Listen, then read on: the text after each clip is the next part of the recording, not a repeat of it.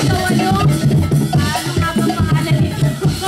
Tinapang Salinas Festival dito sa Rosario, Cavite. Kanina nga po ay naipakita na natin sa inyo mas maaga-aga pa ang 70 liters na pag-ihaw ng tinapang lawlaw naman. Yung tinapang lawlaw ay klase rin naman po ng isda na kamukha rin naman po ng Salinas, kaya lang mas balinggit at mas mapayat. At dito nga naman po, nag-iihaw pa rin para makain ng ating mga kapamilya.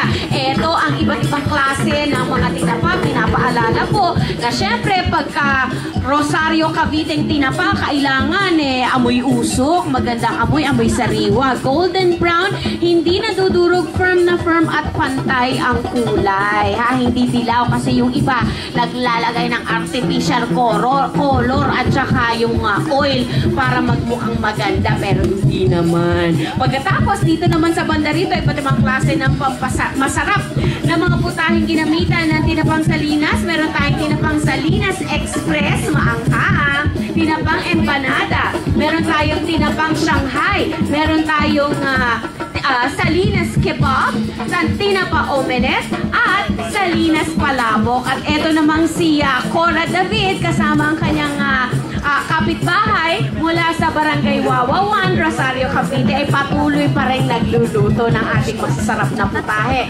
At sa banda rito, ready na umatak! Kakain na sa isang budol fight na ating mga pamilya dito sa Rosario, Cavite. Ready? Get set! Gutom na kayo na. Go! Anda! Ang tinapang Salinas Festival Boy. At magtatagal hanggang katapusan. Enjoy your tinapa. Enjoy it because it's Filipino made from Rosario, Cavite. Back to studio muna. Sige.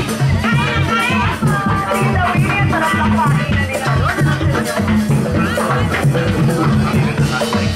Kain na pareho. Ano naman yun?